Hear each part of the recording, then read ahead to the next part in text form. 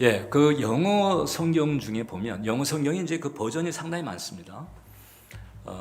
근데 그 가운데 보면 그 Red Letter Edition이라는 그 판본이 있어요.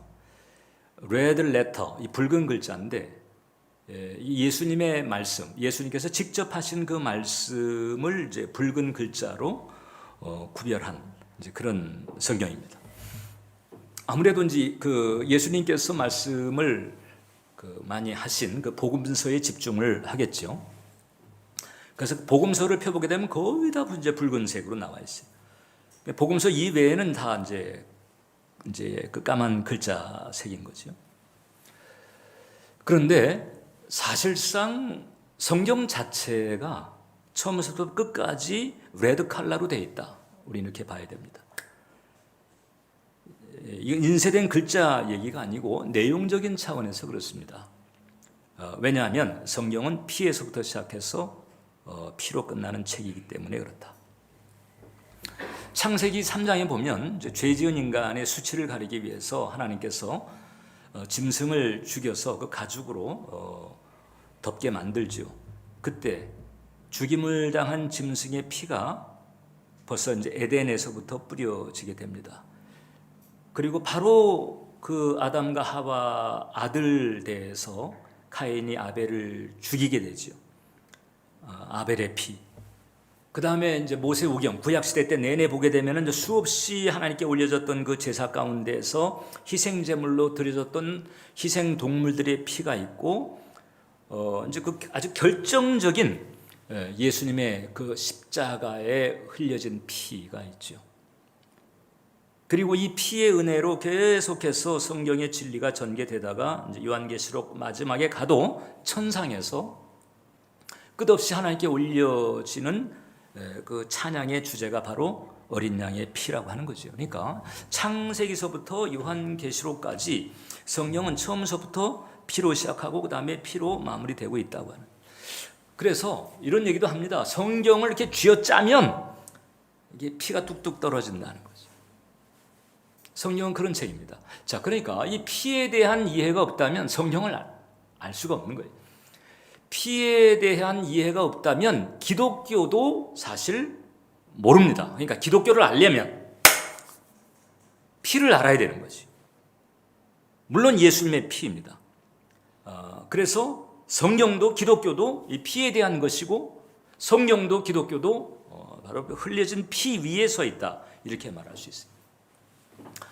자, 아까 우리가 이제 읽었던 그 성경 본문, 그 가운데서 보면 예수님께서 이제 떡을 떼어 주시고 그다음에 포도주를 나누면서 이제 그것을 비유적으로 말씀하시면서 이것이 바로 나의 피다 말씀하시고 언약의 피라고 하는 것을 말씀하시는 거예요. 상당히 이제 그 당시로서는 이례적인 그런 시츄에이션이었던 거죠. 언약의 피라고 하는 얘기를 듣고 제자들의 마음은 상당히 당황했을 것입니다. 왜냐하면 그 유월절 식사하는 그 맥락에서 그런 멘트가 나오리라고는 전혀 생각을 못했던 거거든요. 그럼에도 불구하고 이제 예수님께서는 그 피의 언약을 말씀하십니다. 그리고 사실 그 예수님의 그 마지막 그 유월절 만찬 그때서부터 그 이전까지 쭉 지내져 왔던 유월절 절기는 이제 접어지고 그 다음에 성만찬이라고 하는 의식으로 이제 기독교의 의식이 이렇게 바뀌어지게 됐죠. 지금도 유대교는 유월절 절기를 계속 지키고 있어요. 근데 우리 기독교는 바로 이때서부터 예수님께서 마지막 만찬을 떼시던 이때서부터 유월절 절기가 아니고 이제 이 성찬 의식으로 바뀌게 된 거죠. 그래서 우리가 이 예수님의 이 피에 대해서 온전히 알기 위해서는 첫 번째, 오늘 우리가 살펴봤던 이 마지막 이제 이 유월절 만찬에 대해서 살피는 것이 필요합니다. 지금 30년의 사상일을 사시고 3년여의 공생애를 사시면서 활동하셨던 예수님께서 이제 드디어 이제 마지막 한 주간을 지나시게 됐어요.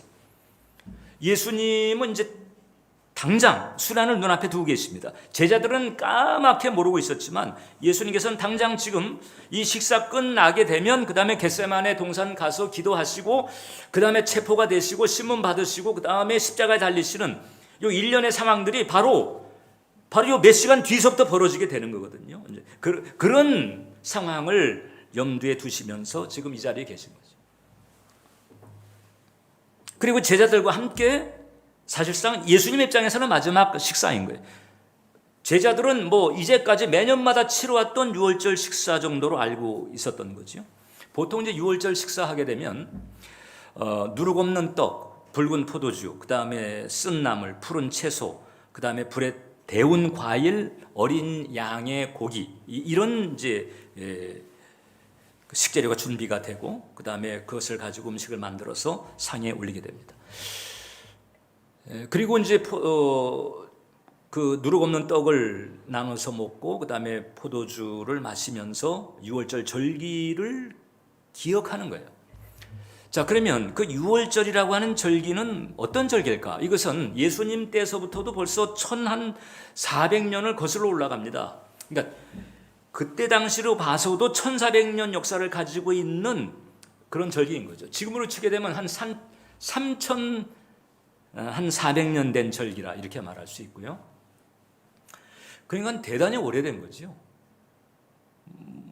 뭐 우리식으로 하게 되면은 무슨 단군 고조선 그 이전 훨씬 거슬러 올라가는 그때 생긴 절기가 지금까지 계속 이어져 오고 있다는 셈인데 어떻든 예수님 당시에 이 유월절 이것은 아주 특별한 사건을 기억하게 만드는 절기였습니다. 어떤 사건이냐? 모세를 통해서 이스라엘 백성들이 애굽에서 종살이 하다가 자유와 해방을 얻은 그런 사건인 거죠.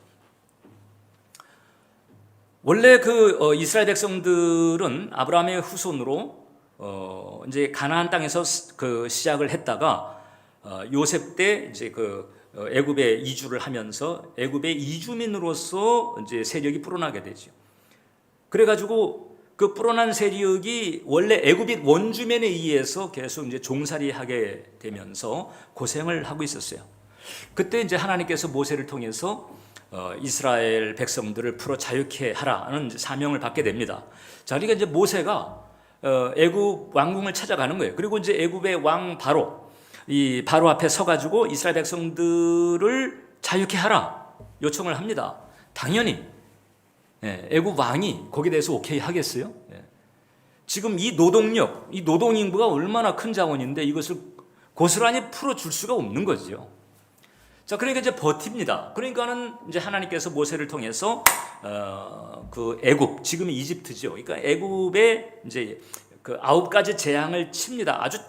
아주 고통스러운 재앙으로 이렇게 힘들게 만들었음에도 불구하고 이 바로가 버티는 거예요. 여러분, 바로라고 하는 단어 자체가 일종의 왕 같은 그런 직함을 가지고 있어요. 그러니까 이 바로의 고유 이름 중에 뭐 투투모스 3세라든지 이런 고유한 이름이 있고 이제 바로는 왕을 가리키는 직함이다 이렇게 보면 됩니다. 근데 이 바로가 계속해서 이제 버티고 안 놔주는 거예요.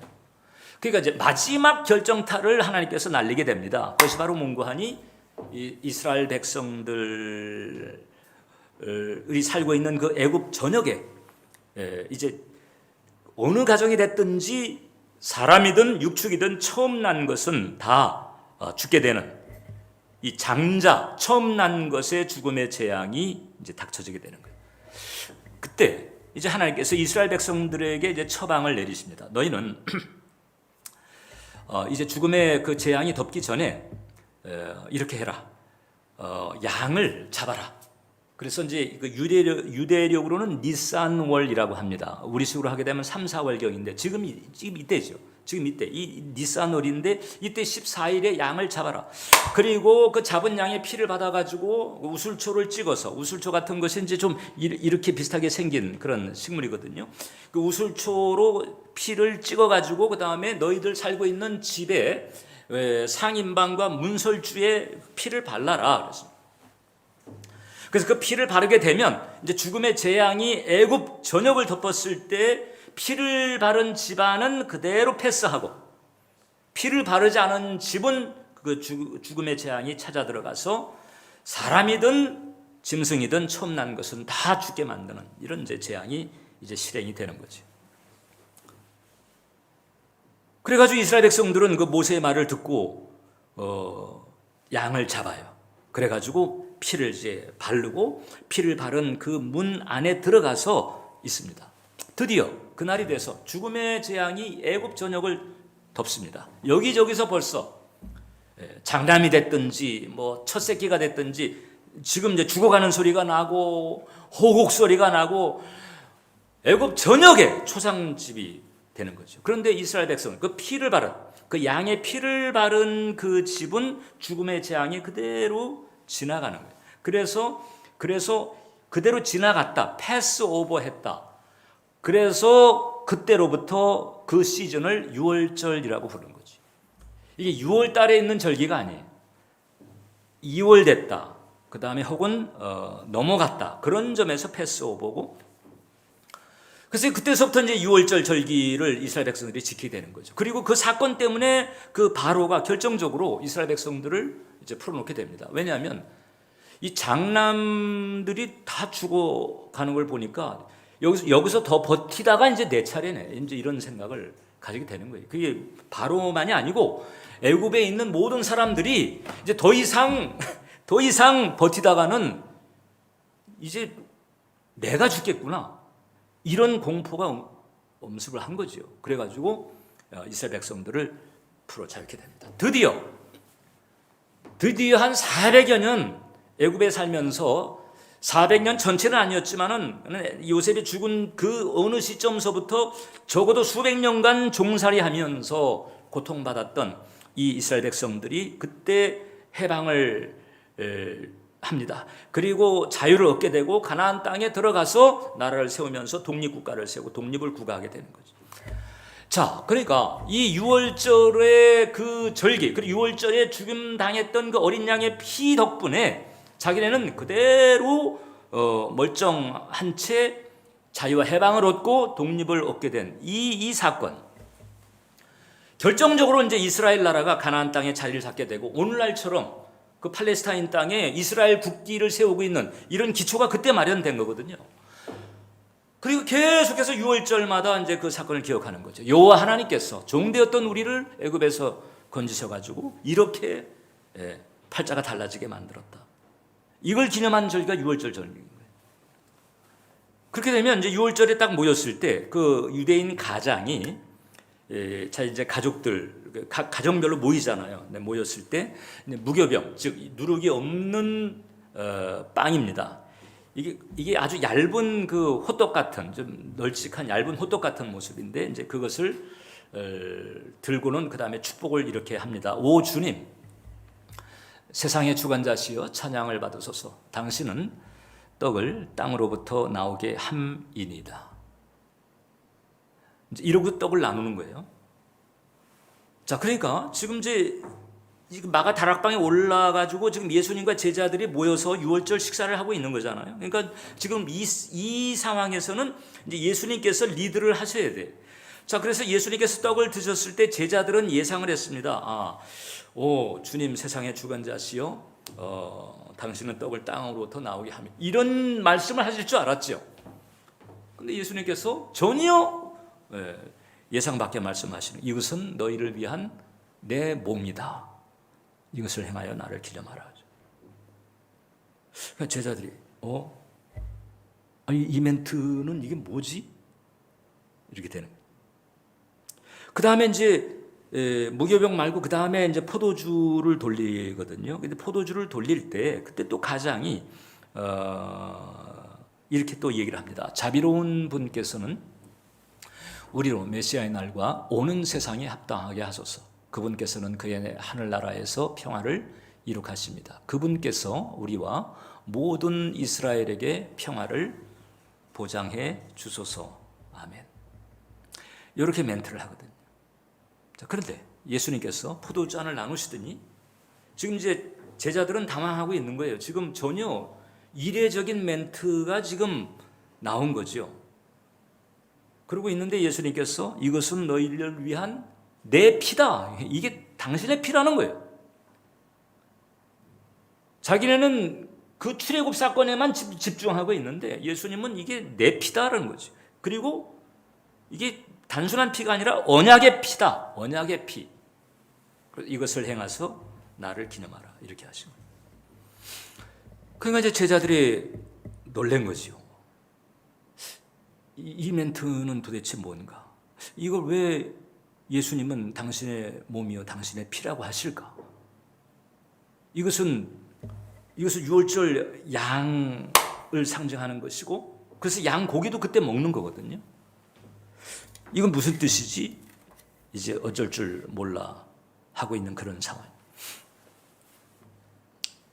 이때 이제 예수님께서 이제 그 피의 언약에 대해서, 그 다음에 그 뒤에 보면 이제 성령에 대해서까지 언급하시는 이런 대목이 나오게 되는 거지. 여기서 이제 예수님께서 언급하신 그 언약의 피라고 하는 것을 이해하는 것이 대단히 중요하다.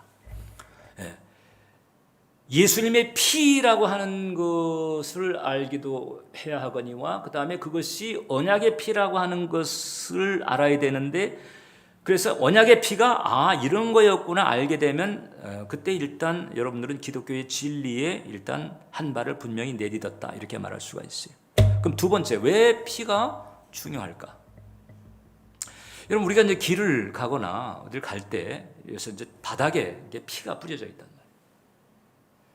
피가 홍건이 괴어 있든지 피가 그냥 막 뿌려져 있든지 이렇게 되면 섬찟하지요. 아이고, 이거 여기서 뭐 큰일 났네. 누가 끔찍한 일을 당했구나. 이 마음속에 그런 그 두려움을 가지게 됩니다. 그러니까 성경적으로도 그렇습니다. 성경적으로 이게 피가 흘려졌다, 피가 뿌려졌다, 당연히 누군가가 피를 흘린 거예요. 대가가 치러진 거지. 생명이라고 하는 대가가 치러졌다. 이것을 상징하는 거예요. 자, 그래서 성경에서 피를 말할 때에는 그게 희생제물이 됐든 예수님이 됐든 어떻든 그 희생하는 대가가 치러졌음을 의미합니다. 그런데 그 피가 희생제물의 피라 할지라도 구약시대 때에는 그 희생제물의 피 때문에 죄 지은 사람이 희생제물의 그 피의 죽음 때문에 죄사함받고 하나님과의 관계가 회복이 되는 거거든요. 근데 이게 희생동물 정도가 아니고 하나님의 아들이신 예수님의 피다. 엄청난 거지. 예수님께서 이렇듯 포도주를 돌리면서 이것은 너희를 위한 내 피다. 이것은 언약의 피다. 이렇게 말씀하셨을 때에는 너희들은 지금 유월절 어린 양에만 집중하고 있지. 유월절 그 어린 양이 뿌린 피 때문에 그때 너희 조상들이 애굽에서 종살이하다가 해방이 되고 그 다음에 자유를 얻어서 가나안 땅이라는 독립국가를 세운 요 사건에 집중하고 있는데, 실제로 그 유월절 어린 양의 피가 나를 상징하는 거다. 그 유월절 어린 양의 피 때문에 너희와 너희 조상들이 자유를 얻고 해방을 얻은 것처럼 이제 내가 흘려는 이 피 때문에 너희는 죄로부터, 영벌로부터 자유를 얻고 해방을 얻고 새로운 삶을 살 수가 있게 될 것이다. 이것을 이제 예수님께서 말씀하십니다. 그래서 예수님께서 이제 조만간 바로 이제 몇 시간 뒤면 십자가에 달리실 거거든요. 그 십자가에서 피를 흘리실 거거든요. 죄도 없는 분이 죄 지은 자만이 달릴 수 있는 십자가에 달리셔서 피를 흘리신다. 그것은 당신은 죄가 없잖아요. 죄가 없음에도 불구하고 죄인들이 달리는 십자가에 달려서 피를 흘리시는 이유는 뭐냐? 바로 나 때문인 거죠. 목사님 때문이었군요. 이럴까요? 나 때문에, 여러분 한 분 때문에 우리 모두의 죄를 대신 걸머지시고 그 죄짐, 죄의 대가를 대신 치러줍니다. 그때 피가 뿌려지는 거죠. 그래서 예수님의 피라고 하는 것은 나의 죄, 너의 죄, 우리 모두의 죄를 대신 걸머지시고 우리로 하여금 죄사함 받고 구원받고 영생을 얻게 하기 위해서 대신 뿌려진 대속의 피다라고 하는 거죠. 그래서 예수님의 피에는 언약이 있습니다. 어떤 언약이냐? 이 예수님의 피를 믿음으로 받아들이게 되면 예수님의 피를 믿음으로 붙든 사람에게는 죄사함이 임하고 구원이 임하고 영생이 임하고 하나님의 약속인 거죠. 하나님이 그렇게 약속한 거예요. 요한복음 6장 53절 보면 예수께서 이르시되 내가 진실로 진실로 이르노니 인자의 살을 먹지 아니하고 인자의 피를 마시지 아니하면 너희 속에 생명이 없느니라. 인자의 피를 마시고 인자의 살을 먹어야 돼. 그러면 생명이 있어. 54절도 보면 내 살을 먹고 내 피를 마시는 자는 영생을 가졌고 마지막 날에 내가 그를 다시 살리실 것이다. 자, 지금 이제 요 대목은 성찬을 전제로 하고 있어요. 지금 요 표현들은.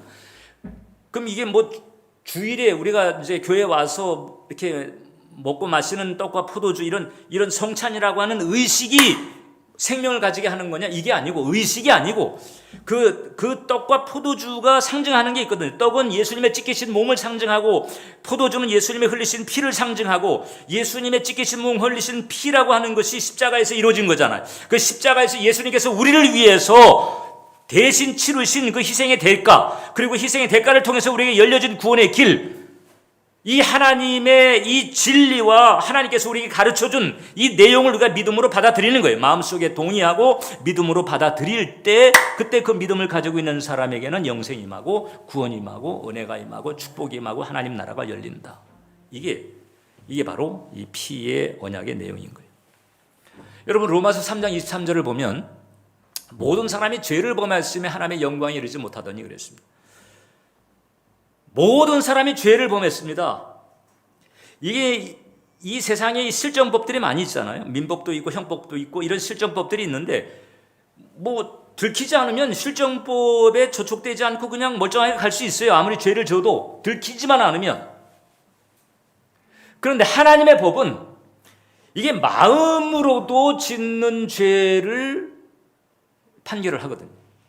이게 행실만이 아니에요. 말만이 아니에요. 마음으로도 죄가 없어야 하나님께 용납이 되고 하나님 나라에 들어갈 수가 있는 거예요. 모든 사람이 죄를, 그런 점에서 죄인 아닌 사람이 없어요.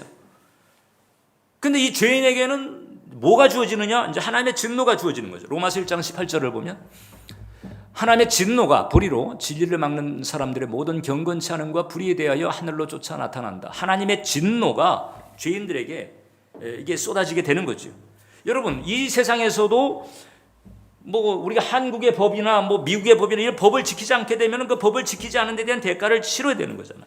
그런 것처럼 하나님의 나라에 하나님의 법이 있단 말이죠. 하나님의 법. 그 하나님의 법을 어기게 되면 그게 죄가 되는 것이고, 그 죄를 회개하지 않을 경우에는 어떻게 되느냐? 그 죄에 대한 심판을 받게 되는 거지요. 그러면 거기에 이제 결국 하나님의 그 진노가 쏟아 부어지는 것과 같은 거예요. 그런데 그 하나님의 진노의 대상이었던 우리를 위해서 예수님께서 오셔서 대신 십자가에 달리셔서 내가 받아야 될 죄짐, 내가 치러야 될 죄의 대가를 대신 치러주신 거지. 피 흘리고 죽임당하심으로 말미암아. 그래서 예수님의 그 피로 말미암아 내가 구원받고 죄사함 받게 된 거예요. 이게 바로 기독교고 이게 바로 복음인 거죠. 이게 성경의 핵심인 거예요. 로마서 3장 25절을 보면 이 예수를 하나님이 그의 피로 인하여 믿음으로 말미암는 화목 제물로 세우셨으니 이는 하나님께서 길이 참으시는 중에 전에 지은 죄를 간과하심으로 자기의 의로우심을 나타내려 하십니다. 예수님께서 피 흘리심으로 말미암아 그의 피로 인하여 그의 피를 믿는 사람들에게는 죄산 받을 수 있는 길을 열어놓으셨다, 이 뜻인 거죠.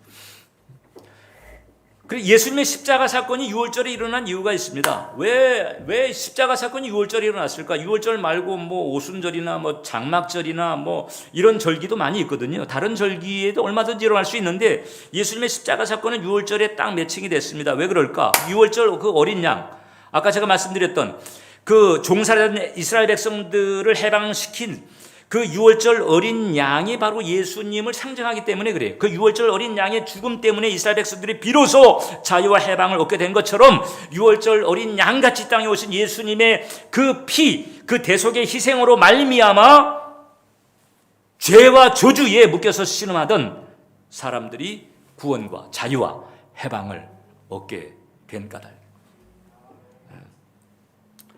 그래서 예수님께서 달리신 그 십자가, 우리 교회는 십자가가 저 옆에 있어요. 혹시 이제 아시는 분이 혹시 계실까요? 십자가 저 옆에. 예수님이 달리신 그 십자가, 저 십자가는 하나님의 진노가 쏟아진 것입니다. 예수님께서 고스란히 그 진노를 받았습니다. 여러분들이 받아야 할 진노인데 그 진노가 예수님께 고스란히 부어졌어요. 그리고 거기서 그 진노를 받으시면서 피를 흘리고 죽음을 당하시고, 이 예수님의 피는 나를 위한 피입니다. 나를 위해서 흘려진 피인 거죠. 그렇기 때문에 내가 이제 예수님의 피가 바로 이런 의미가 있다라고 하는 사실을 내가 마음속에 동의하면서 받아들였을 때 그것이 바로 이제 믿음인 것이고, 그 믿음을 가지고 있는 사람은 구원과 자유 해방을 얻는 것인데, 특별히 이제 이 성찬이라고 하는 것이 바로 상징적으로 그 믿음을 내가 가지고 있습니다 하는 신앙 고백적 표현이다라고 하는 거죠. 그래서 예수님께서 마지막 유월절 식사를 성찬으로 바꿔 놓으시고, 그 다음에 아까도 우리가 요한복음에서 살핀 것처럼 인자의 살과 인자의 피를 마시지 않으면 그 성찬 의식에 우리가 행하는 거잖아요. 떡과 포도주를 먹고 마시는데 그게 바로 예수님의 몸, 예수님의 피를 먹고 마시는 상징적인 의식이거든요. 그 신앙 고백적 표현인 거예요. 나는 예수님의 십자가의 대속의 은혜를 믿습니다. 예수님께서 십자가에 달리셔서 나의 죄짐을 대신 걸머지시고 나 대신 죽임당하시는 것을 내가 믿습니다 라고 하는 신앙 고백이고 신앙 고백적 행위인 거예요. 그 사람에게는 그가 가지고 있는 그 신앙 때문에 구원, 자유, 해방 그리고 영생이 주어진다. 자, 그래서 여러분, 모든 인류는 이 피의 언약 앞에서 양당 간의 결정을 해야 돼. 즉, 이 피의 언약을 담고 있는 그 예수님의 그 십자가 앞에서 양당 간의 결정을 해야 돼. 어떤 결정이냐? 이제 이 피를 내가 마음으로 받아들이고 믿음으로 붙들어서 이 피를 의지할 것인지, 아니면 이 피를 여전히 부인하고 거부하고 무시하고 그냥 무관심하게 제껴놓을 것인지, 양당 간의 결정을 해야 돼요. 그래, 그 결정에 따라서 영원의 차원이 달라요. 바로 죽음 건너편서부터가 어마어마하게 달라집니다. 지금 육신을 입고 이 땅에 살 때에는 믿는 사람이나 믿지 않는 사람이나 똑같이 먹고 자고 일하고 생활하고 같은 것 같아요. 심지어는 믿는 사람이 믿지 않는 사람 밑에서 일하고 믿지 않는 사람의 명령을 받으면서 일하고 지금 이 세상의 구도잖아요. 그래서 다 뭐 같은 것 같지만 천만에 예수 그리스도의 십자가의 보배로운 피의 공로를 믿음으로 받아들인 사람은 이제 짧은 인생이 누구든지 이제 이게 마감할 때가 오는 거잖아요. 어느 누구든 죽음을 피할 수 없는 사람이 없습니다. 누구나 다 죽어요. 누구나 다 죽게 돼 있다고 하는 게 여러분, 그게 여간 의미심장한 사실이 아닙니다. 다들 그렇게 얼굴도 다르고 이름도 다르고 성격도 다르고 다 다르잖아요. 일란성 쌍둥이도 달라요. 다 그렇게 다른데도, 그리고 다른 일을 하고 있고 다른 취미를 가지고 있고, 이름에도 불구하고 어느 인간이고 죽지 않은 인간은 없다. 이 죽음이라고 하는 것이 인간에게 보편적인 원리가 되어 있는 거죠. 어떻게 그렇게 다른 인간들인데 죽음이라고 하는 것이 어느 인간도 피할 수 없는 보편적인 원리가 되는 것일까? 성경이 유일하게 답해주고 있는 거예요. 죄 때문인 거예요. 죄 때문에. 죄의 삭은 사망이에요. 그래서 누구든지 어떻든 이 잠시 이뿐인 이 삶을 마치게 되면 다 죽잖아요. 죽음이 죽음으로 소멸되는 게 아니고 죽음 건너편에 소멸되지 않는 영혼이 존재하는 그 건너편이 있는데, 거기에서 예수의 피를 의지한 사람은 구원과 자유와 그 영생 때문에 천국에 가게 되는 복락을 누리게 되지만, 그렇지 않은 영혼은 당장 죽음 그 건너편에 이르게 된 그때서부터 어마어마한 하나님의 그 진노를 받게 됩니다. 죄에 대한 대가를 고스란히 자기가 걸머줘야 돼. 자기가 치러야 돼. 오죽했으면 예수님께서 말씀하시기를, 야, 너희가 지옥에 안 갈 수 있으면 너희 눈이 죄를 졌잖아. 그러면 눈을 빼서라도 지옥 안 가게 하는 게 낫다. 너희 팔이 죄를 졌냐? 그럼 팔을 잘라서라도 지옥에 안 가는 게 낫다. 그럼 뭐 눈 빼고 팔 자른다고 지옥에 안 가겠어요? 그러니까 그 정도로 어떻든 지옥은 안 갈 수 있으면 안 가는 쪽으로 하는 게 낫다는 거죠. 그런데 사람의 이 행위 가지고는 그럴 수 있는 길이 없어요. 오직 예수님의 십자가의 대속의 은혜 아니면 우리는 하나님의 기준에 부합할 수도 없고 하나님의 의의 기준을 맞출 수도 없습니다. 그래서 예수님께서 오셨고 십자가에 달리셨고 피를 흘려주신 거죠. 그리고 이 진리가 이제 알려지게 되면서 이 진리를 깨달은 사람들이 그렇게 전향을 하고 전환을 하면서 크리스찬이 됐고 그다음에 교회가 세워지고 이 교회 시대가 지금 2000년 계속 이루어져 온 거잖아요.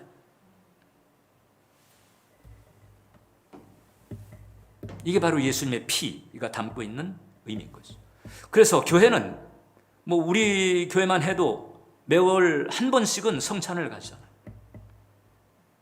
그게 이제 떡과 포도주이지만 그런 이 예수님의 피와 살이라고 우리가 받아들이는 거지. 의식 자체가 무슨 효과를 가져오는 게 아니고 그 떡과 포도주가 예수님의 피와 살을 상징한다고 생각하고 그 예수님의 그 흘리신 피와 찢기신 그 몸이 결국 십자가에서 이루어졌는데 그 십자가의 대속의 은혜를 내가 믿음으로 붙듭니다라고 하는 신앙 고백적 표현, 이것이 바로 우리가 성찬에 참여하는 의미인 거거든요. 그리고 이 성찬에 참여할 때 이제 이걸 먹고 마시잖아요. 우리는 먹고 마시는 것 때문에 존재합니다. 우리는 먹고 마시는 것 때문에 이렇게 살고 있어요. 우리는 먹고 마시는 것 때문에 이렇게 존재할 뿐만 아니라 그리고 또 후손을 낳아가지고 계속 대를 이어가고 있잖아요. 예. 그 사실상 우리의 실제적인 그 DNA라고 하는 게 먹고 마시는 것을 통해 가서 유지가 되고 있고 확장이 되고 있고 연장이 되고 있다는 말이죠. 근데 예수님의 이 피는 그 피를 이제 믿음으로 받아들이는 거죠. 먹고 마시는, 성찬을 통해서 먹고 마시는 행위, 믿음으로 받아들인다는 것인데, 믿음으로 받아들이는 사람을 어떻게 만드느냐? 하나님과 똑같은 영적 DNA를 가진 사람으로 만든다는, 하나님의 자녀가 되게 하는 거죠. 하나님의 자녀. 누가 자녀예요? 부모의 DNA를 그대로 물려받은 사람이죠. 부모의 DNA가 없으면은 그 부모의 자녀가 아닌 거잖아요.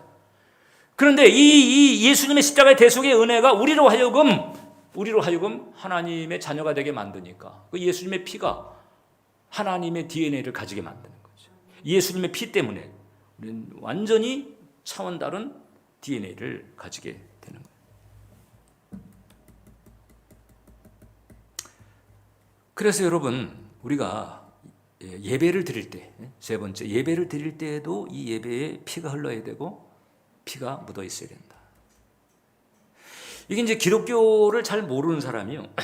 그런 얘기 합니다. 기독교를 비판할 때, 아니, 지금 시대가 어느 때인데, 지금 이렇게 세련된 문화, 세련된 문명을 구가해야 되는 이 시대에 자꾸 그 끔찍한 그 피, 그 선지를 생각하게 만드는, 아니, 그런 피를 자꾸 끔찍하게 왜 자꾸 피 그러냐? 너무 유치하지 않느냐? 그리고 실제로 초대교회가 로마 제국에 의해서 핍박을 받을 때 로마 제국이 어떤 식으로 그 흑색 선전을 했는고 하니 그 성찬 의식을 하는 걸 가지고 이 기독교인들은 어떤 사람들이냐? 실제로 사람을 잡아다가 살을 먹고 피를 마시고 이런 무슨 식인 무슨 뭐 뱀파이어 집단처럼 이렇게 왜곡을 시켜가지고 그래서 사회에서 계속 공격을 받게 만들었거든요. 자, 그러니까 좀 세련되게 윤리나 도덕을 말하고 뭐 휴머니즘을 얘기하고 인류애를 얘기하고 홍익인간을 얘기하고 이게 좀 이렇게 돼야 되는데 왜 자꾸 그 끔찍한 피를 자꾸 말하느냐 이렇게 말하는. 그래서 여러분, 예수님의 피를 놓고 사람들의 입장이 갈려져요. 하나는 피를 거부하는 사람들이 있고 또 하나는 피를 의지하는 사람들이 있어요. 이 피를 거부하는 사람들은 인류 역사 처음서부터 존재했습니다. 소위 그 카인의 제사를 드렸던 카인의 제단에 속하는 사람들. 여러분, 아담에게 두 아들이 있었어요. 카인과 아벨 두 아들이 있었는데 이 카인과 아벨이 어떻게 제사 드릴 생각을 했어요. 그러니까 아마도 그 에덴의 기억을 가지고 있었던 그 부모로부터, 즉 아담과 하와로부터 하나님에 대한 얘기를 들었을 것이고, 그 다음에 죄에 대한 수치를 들었을 것이고, 그 다음에 가죽옷을 입혔던 얘기를 들었을 것이고, 뭐 이런 그 하나님과의 관계를 놓고 어떤 하나님은 예우를 해드려야 된다, 이런 얘기를 이제 들었던 것 같아요. 그래서 제사를 드렸습니다. 근데 카인은 곡물로 제사를 드렸어요. 카인은 농사를 짓고, 아벨은 목축을 했습니다. 그래서 양의 새끼를 잡아가지고 피를 흘려서 제사를 드렸어요. 곡물 제사와 그 다음에 피의 제사가 드렸어요. 하나님께서는 카인의 제사를 안 받았습니다. 카인의 제사는 강감했습니다. 근데 아벨의 제사는 받았어요. 카인도 느꼈습니다. 하나님이 아벨의 제사만 받고 내 제사는 안 받았네. 이제 요 대목에서 여러 가지 그 이제 해석을 할 수 있습니다만은 우리가 이 성경 전체의 맥락에서 볼 때 분명히 이렇게 우리가 간략하게 정리할 수 있어요. 카인의 제사는 피 없이 하나님을 찾은 제사예요. 피 없이 하나님을 찾았다. 이것은 윤리, 도덕 같은 거 가지고 뭐 조금 이렇게 경건하게 해서 조금 뭐 깨끗하게 살고 뭐 이렇게 하다 보면 설마 나 같은 사람 하나님이 지옥에야 보내시겠어? 뭐 이렇게 해서. 그래서 자기 노력이나 의지 가지고 이렇게 하나님을 찾는 이런 경우죠. 근데 아까도 말씀드린 것처럼 인간은 이 세상 기준과는 달리 하나님의 기준이 있는데 하나님의 기준은 어떤 기준이냐? 마음으로도 죄를 지으면 안 돼요. 마음으로도 죄가 없는 상태여야 하나님께 용납받을 수 있다는 거거든요. 천국은 그런 것이, 하나님은 그런 것이, 그 거룩과 의가 불꽃 같은 분이시. 거기는 그런 것이. 그래서 예수님의 십자가의 대속의 은혜를 의지하지 않으면 인간은 거기에 들어갈 길이 없다는 거잖아요. 근데 카인은 자기 행위와 도덕으로 뭐 조금 티가 날 수 있겠죠. 조금 날 수는 있겠어요. 윤리와 도덕에 힘쓰게 되면 그렇지 않은 사람보다는 조금 상대적으로 비교적으로 조금 깨끗할 수 있겠죠. 그러나 하나님의 기준에는 턱없습니다.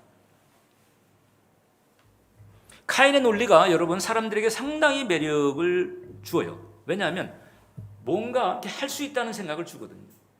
우리 사람들이 이 지은 그 죄의 그 본질에 뭐가 있는 건 자기 중심성이 있습니다.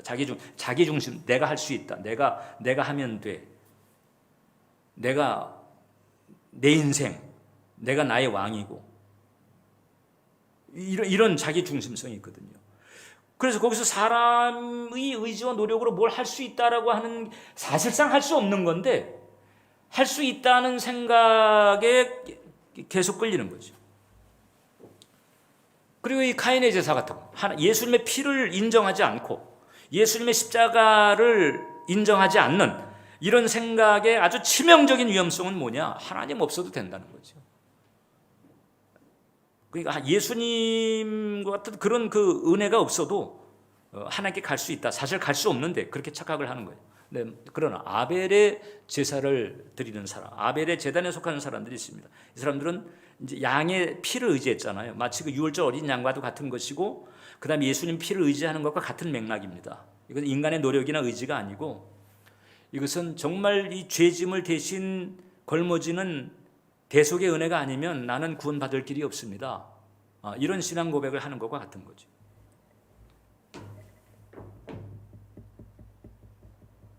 예수님께서 유월절 만찬 석상에서 제자들과 함께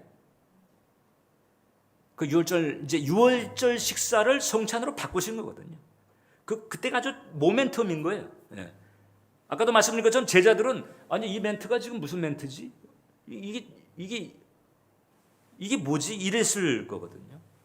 그때 이제 유월절 시대는 끝난 거예요. 유월절 절기는 지금 뭐 유대 교인들이 계속 할지라도 이제 하나님의 섭리 가운데 유월절은 더 이상 효력의 끝이에요. 이제는 성찬이에요. 성찬은 다시 얘기합니다만은 상징적인 행위인데 예수님의 십자가의 대속의 은혜가 나를 구원받게 하고 천국 가게 하고 이 땅에서 하나님의 사랑받게 하는 이 유일한 길임을 고백하는 일종의 신앙 고백과도 같은 거죠. 이 신앙 고백을 우리가 가지고 있을 때 그때 우리의 삶에 하나님의 역사가 나타납니다. 이 성찬 스토리에 제가 감동받은 스토리가 하나 있어요. 그 찰스 콜슨이라고 하는 그 닉슨 시절에 그 보좌관이었다가 이제 그 도청 사건 때문에 그 감옥살이 했던 아주 엘리트입니다, 사실. 수재죠, 수재. 아주 탁월한 책사였다 보면 돼요, 이 찰스 콜슨이. 그러다가 이제 그때 감옥살이 하면서 완전 추락을 했는데 그 감옥에서 예수님을 만났고 그다음서부터는 이제 자기가 감옥 생활을 했으니까 감옥에 있는 사람들을 보고만 하는 그런 일에 이제 헌신을 하게 됩니다. 이분이 썼던 책 가운데 러빙 갓이라고 하는 책이 있는데 거기에 이제 소개된 성찬 스토리가 있어요. 이제 월남전이 한창이었을 때 그때 이제 월매 쪽에 이제 계속 폭격을 하잖아요. 그때 폭격기나 이 전투기로 출격했다가 추락이 돼가지고 떨어진 살아남은 이제 공군 조종사들을 주로 수감하는 수용소가 있었어요. 그게 이제 그 하노이에 그 호아르 수용소라고 하는 데인데 그 미 공군 조종사들 포로들은 힐튼 수용소로 이렇게 별명을 붙인 데예요. 여기에 공군 조종사들이 주로 이제 수감이 됐습니다. 그래가지고 이제 포로 생활을 하고 있는데 성경을 그렇게 읽고 싶은 거예요. 신앙이 있는 대부분 이제 신앙이 있었던 것 같아요. 성경을 구할 수가 없어요. 그래가지고 그 교도관에게 성경을 달라고 그렇게 해도 거부하는 거지. 왜냐하면 그 자체가 공산주의 사회니까. 겨우 이제 몇 년이 지나가지고 영어를 할 줄 아는 교도관 덕분에 한 권을 얻었습니다. 근데 그 한 권도 이게 시간제야. 그냥 줘가지고 읽어 이게 아니고 이거 줬다가 그 다음에 몇 시간 뒤에 다시 가져가는 거예요. 그러니까는 그 성경 주어진 그 시간대에 이제 성경을 읽기 시작하는 거죠. 그러다가 나중에 어떻게 했는고 하니 그 벽돌을 갈아가지고 잉크를 만들고 그다음 배급받은 그 휴지 있잖아요. 배급받은 휴지에다가 성경을 필사합니다. 그 성경 뺏어가도 필사한 성경을 계속 보면서 그 휴지에 적은 성경 구절을 계속 돌아가면서 읽고 주님을 생각하고 어느 부활주일이 됐어요. 부활주일이 됐는데 이때 이제 이 성만찬, 이 순환주간의 성만찬을 기억하면서 28명의 포로들이 모여가지고 예배를 드리게 됐는데 갈보리 산 위에 십자가 섰으니 이 찬양도 드리고 그 다음에 이제 그 복음서, 그 순환과 관계된 복음서를 암송을 하면서 그때 그 인도자가 커티스라고 하는 이름을 가진 대위였답니다. 이 커티스 대위가 이게 이제 전날 받은 그 빵 있잖아요. 배급받은 빵을 좀 남겨두고 있었던 거죠. 그래가지고 이때 그걸 꺼내놓으면서 그걸 뜯어서 주는 거예요. 그리고 이 성경 말씀, 오늘 우리가 읽은 성경 말씀 그대로 이것은 너희를 위한 내 몸이니 이것을 행하여 나를 기념하라. 그리고 빵을 뜯어 준 거죠. 처음으로 그 28명의 예배자들이 포로 수용소에서 성찬을 하게 된 거예요. 자, 이제는 포도주 잔이 문제인 거잖아요. 포도주가 있을 리가 없잖아요. 그게 그때 이제 아마 사전에 이제 그런 고민을 좀 했던 것 같고, 그래서 그때 준비된 게 바로 이제 미역국, 빵과 함께 미역국이 음식으로 나오는데 미역국을 받아 보관하고 있다가 그 다음에 미역국이 담긴 잔을 돌리는 거죠. 그리고는 커티스 대위가 얘기를 합니다. 이것은 너희를 위해 흘린 내 피다. 이것은 언약의 피다. 그러면서 미역국이 담긴 잔을 돌리는 거예요. 그 미역국이 담긴 잔에 입술이 닿아질 때 그때 그 예배자들이 울음이 다 터졌다는 거죠. 그게 단지 이전에 가졌던 그 신앙적인 행위에 대한 어떤 그 기억만이 아니고 거기서 주님의 임재를 느낀 거예요. 거기서도 여전히 함께 계시는 주님을 느낀 거예요. 그러니까 여러분 이게 떡과 포도주를 가지고 행하는 의식이 성찬인데 지금 이 경우를 보면요, 그 포도주가 아니라 상관이 없는 거예요. 그게 미역국이 됐든 된장국이 됐든 어떻든 예수님의 십자가의 대속의 은혜에 대한 분명한 믿음만 있게 되면 하나님께서 그걸 받아주셨다는 거죠. 그리고 그 은혜로 거친 그 포로 생활을 이겨내고 그 다음에 나중에 이제 자유의 몸이 돼가지고 얘네들이 미국 전역을 다니면서 그 간증을 하고 다니고 하노이 힐튼에서 이런 성찬을 드렸습니다. 그때 주님께서 함께 하셨습니다. 그때 그 주님께서 나로 하여금 감당하게 하셨습니다. 극복하게 하셨습니다. 여러분 지금도 예수님은 살아계셔서 여러분들이 믿음과 소망과 사랑으로 다가갈 때, 믿음과 소망과 사랑으로 다가갈 때 그때 그분은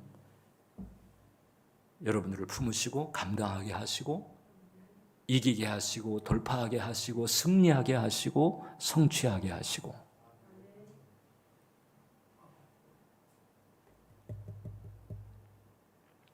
예수님의 피, 그래서 우리가 그걸 능력이라고 해요. 주의 보혈 능력이 있도다. 아까 우리가 찬양. 주의 보혈 그래서 능력이 모든 죄와 저주의 세력을 이기게 하는 능력이 있는 거죠. 사탄의 역사를 이기게 하는 능력이 있는 거죠. 그리고 오히려 주님의 임재를 살면서 의와 평강과 희락으로 승리하게 만드는 그런 능력이 예수님의 피에 있습니다. 그 피를 단단히 붙들게 되시기를 축원합니다. 기도하겠습니다. 하나님,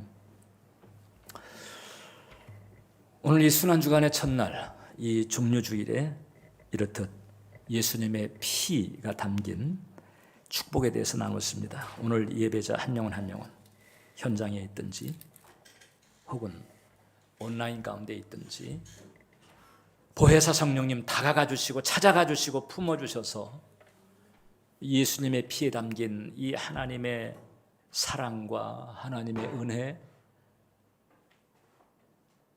그리고 이 하나님의 호소를 들을 수 있게 하시고 받을 수 있도록 은혜를 내려 주옵소서. 예수님의 이름으로 기도합니다. 자, 우리 주님 앞에 우리 찬양 한 곡 같이 드리며